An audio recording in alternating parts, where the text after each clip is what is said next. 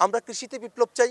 আমরা নদীতে যে কার্যক্রমগুলো করা সম্ভব, নদী শাসন থেকে শুরু করে নিয়ে নদী থেকে সেচ প্রকল্প করা বা ভুল বুঝে মাদক গ্রহণ করে ফেলছেন, আমরা তাদেরকে মাদক নিরাময় কেন্দ্র স্থাপন করে রিহ্যাবিলিটেশনের আওতায় আমরা তাদেরকে নিয়ে আসব। আমরা আমাদের যে উপজেলা সদরগুলো আছে সেখানে আমরা এই মেডিকেল চেম্বার আমরা করব, যেখানে নর্মাল ডেলিভারির ব্যবস্থা থাকবে। আর ভ্রাম্যমান আলট্রাসোনোগ্রাম মেশিন এবং অন্যান্য যে যন্ত্রপাতিগুলো রয়েছে সেগুলো আমরা এলাকায় প্রেরণ করব, যাতে করে ঘরে থেকেই আমাদের গর্ভবতী নারীরা, আমাদের মায়েরা, তারা তাদের স্বাস্থ্যের খোঁজখবরটা রাখতে পারেন। সেজন্য ভ্রাম্যমান আলট্রাসোনোগ্রাম মেশিন এবং অন্যান্য যন্ত্রপাতির একটা গাড়ি আমরা আমাদের এলাকায় কাউনি এবং পীরগাছায় সর্বত্র আমরা প্রেরণ করব পিরিয়ডিক্যালি। আর নর্মাল ডেলিভারির চেম্বার সেটা উপজেলা পর্যায়ে আমরা করবো ইনশাল্লাহ। আমরা এতক্ষণ পর্যন্ত যে উদ্যোগগুলোর কথা বলেছি এগুলো আসলে সরকারিভাবেই সদিচ্ছার মাধ্যমে এগুলোকে বাস্তবায়ন করা সম্ভবপর, কিন্তু তারপরেও যেহেতু বাংলাদেশ রাষ্ট্র, আমরা আসলে সরকারি বেসরকারি নানা ধরনের উদ্যোগের মধ্য দিয়ে যাই। আমরা আমাদের এলাকায় সরকারি উদ্যোগ তো গ্রহণ করবই, অবশ্যই বেসরকারি যে উদ্যোগগুলো রয়েছে, যেমন নানা ধরনের কলকারখানা প্রতিষ্ঠা করা, সব কিছু সরকারিভাবে করা সম্ভবপর হবে না, বেসরকারি উদ্যোগ আমাদেরকে গ্রহণ করতেই হবে। সেক্ষেত্রে সরকারি বেসরকারি নানা ধরনের উদ্যোগ গ্রহণ করার মধ্য দিয়ে আমরা আমাদের এলাকার জন্য যে পরিকল্পনাগুলো রয়েছে সেগুলোকে আমরা বাস্তবায়ন করব। আমাদের এখানে প্রায়শই দুর্ঘটনা ঘটে, সড়ক দুর্ঘটনা, এবং কিছুদিন আগেও সড়ক দুর্ঘটনায় একজন মারা গেছেন। বিশেষত আমাদের যে জনবহুল জায়গাগুলো রয়েছে, যেমন আমাদের কাউনিয়া, আমাদের নবদিগঞ্জ, এই জায়গাগুলোতে এই ধরনের আশঙ্কাগুলো বেশি ঘটে। সেক্ষেত্রে ইতিমধ্যেই আমাদের কাউনিয়াতে যেন পথচারী পারাপারের জন্য একটা ব্যবস্থা গ্রহণ করা হয়, সেজন্য আমরা সরকারের কাছে আবেদন করেছি এবং আমরা আশাবাদী যে খুব অল্প সময়ের মধ্যে সরকারের তরফ থেকে কাউনিয়াতে রাস্তার উপর দিয়ে পথচারী পারাপারের একটা সেতু সরকার উদ্যোগ গ্রহণ করে এটাকে বাস্তবায়ন করা হবে। মাদকের বিষয়ে আমাদেরকে প্রথম যে বিষয়টা মাথায় রাখা দরকার, যে আমাদের আসলে তরুণেরা যারা আছেন তারা আসলে কেন মাদকের সঙ্গে সম্পৃক্ত হন। বেশিরভাগই সম্পৃক্ত হন কর্মসংস্থানের অভাবে এবং নানা ধরনের সঙ্গদোষে, এবং এক ধরনের টেনশন তাদের মধ্যে থাকে। আপনি এলাকা পর্যায়ে কথা বলে দেখবেন তরুণদের সাথে যে তারা কেন সিগারেট গ্রহণ করা শুরু করে, বলবেন, তারা উত্তরই করবে যে আমার টেনশন, চিন্তা, সেই টেনশন কমাতে তারা সিগারেট খান।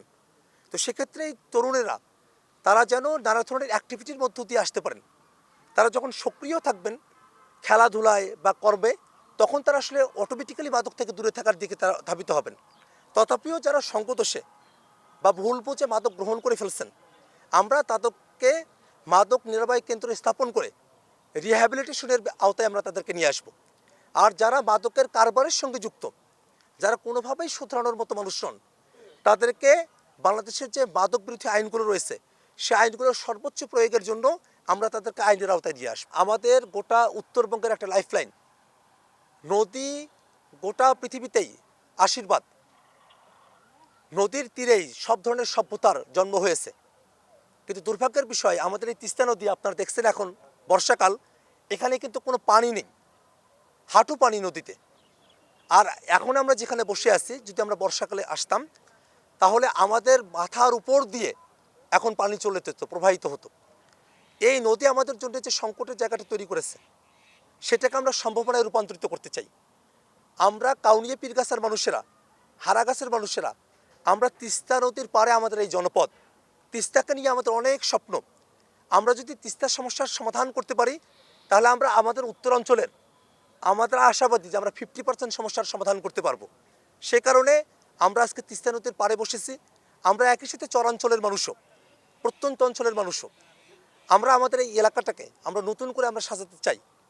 আমাদের যে নদীমাতৃক বাংলাদেশ, সেই নদীমাতৃক বাংলাদেশের যতটুকু সম্ভাবনা, তার সমস্ত সম্ভাবনাকে আমরা বাংলাদেশে আমরা বাস্তবায়ন করতে চাই। আমরা কৃষিতে বিপ্লব চাই। আমরা নদীতে যে কার্যক্রমগুলো করা সম্ভব, নদী শাসন থেকে শুরু করে নিয়ে নদী থেকে সেচ প্রকল্প করা, নদীতে মৎস্য চাষ করা, নদীর কিনারায় শিল্প গড়ে তোলা, নদীকে একটা লাইফলাইন হিসেবে তৈরি করা, নদীকে একটা যোগাযোগের পথ হিসেবে ব্যবহার করা সম্ভবপর। যেমন দক্ষিণাঞ্চলের যে নদীগুলো রয়েছে তাতে গভীরতা থাকার কারণে তারা যত সহজে নদীপথে ঢাকায় আসা যাওয়া করতে পারে, যদি আমাদের তিস্তা নদীতে গভীরতা থাকতো, পানি থাকতো, তাহলে আমরাও হয়তো এই তিস্তা নদী দিয়ে আমরা ট্রলারে করে, ছোট ছোট জাহাজে করে আমরাও ঢাকায় আমরা যাতায়াত করতে পারতাম। নদীতে যদি পণ্য পরিবহন করা হয় তাহলে পণ্য পরিবহনের খরচটা অনেক কমে আসে। নদী সভ্যতার জন্য সব থেকে উপযোগী প্রকৃতির দান। আমরা সেই নদীর পাড়ে এসে বসেছি। আমরা বাংলাদেশের সকল মানুষের কাছে এবং পৃথিবীবাসীর কাছে আমরা আমাদের নদীগুলোকে জীবন্ত করে নদী ভিত্তিক যে সভ্যতার সূচনা অতীতে হয়েছিল তেমন করে নদীকে কেন্দ্র করেই আমরা আমাদের এলাকাকে গড়ে তোলা, আমাদের দেশকে গড়ে তোলা এবং পৃথিবীর যে গতিপথ সেখানে নদীর যে সম্ভাবনা সেটাকে সম্পূর্ণভাবে বাস্তব করার একটা মানসিকতার জায়গা থেকেই আমরা আজকে নদীর পাড়ে বসেছি।